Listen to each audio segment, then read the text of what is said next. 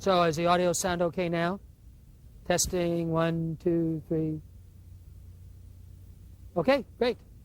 Hello, this is Peter Senge at Expo Management. I'd like to welcome you to our live program. Enjoy.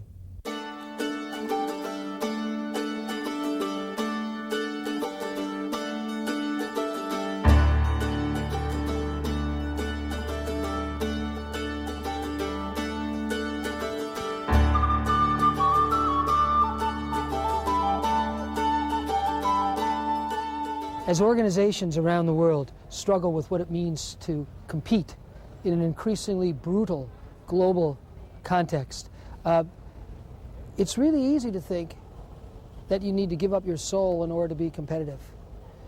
So the purpose of our time today and the purpose of the work in organizational learning is, what does it mean to be able to tap the imagination and creativity and spirit of people so they can really be who they are and we can be competitive as well? That's the question, and that's why we're here.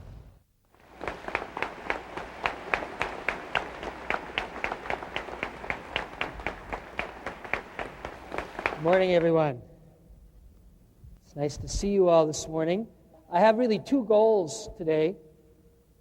The most important, in a sense, is to share with you what I would consider the state of the work.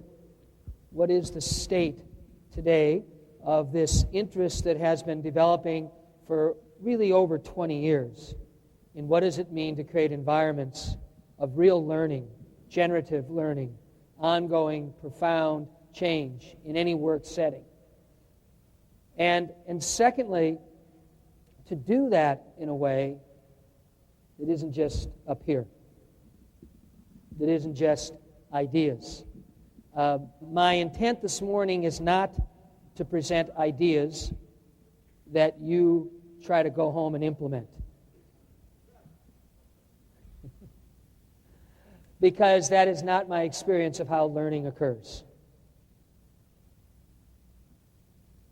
So the first basic problem that I just want to share with you is that the very kind of design of a session like this immediately challenges all of us, because there is a tendency, of course, to think that the function of me, and for that matter all the other presenters in this program, are to present you with ideas, which then somehow you go home and try to figure out how to implement.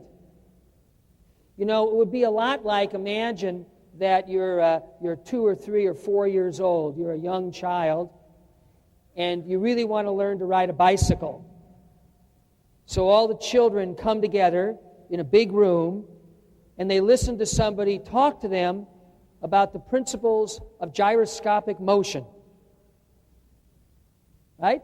So there'd be slides, and there'd be PowerPoint figures, and maybe we'd even have a video, right, if we were really slick. We'd have a video of people riding their bicycles, and then we'd say, go on.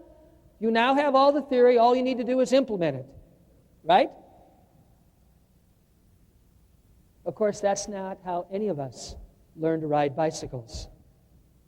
In fact, most of us who ride bicycles quite competently still have no idea how we do it. Why is it so difficult to learn to ride a bicycle? First reason is that we all learned walking before we learned bicycle riding. When we walk, if we start to lose our balance, what do? We move in the other direction, right? If you're walking and you start to stumble, what do? You slow down and try to regain your balance, right? If you're riding a bicycle and your bicycle starts to tip in a direction, what do? You actually turn into that direction, right? And if your bicycle starts to fall or you lose your balance on the bicycle, you actually have to speed up.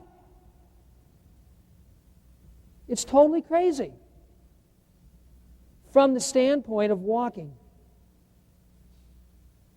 Learning to ride a bicycle is a crazy activity only because we first learn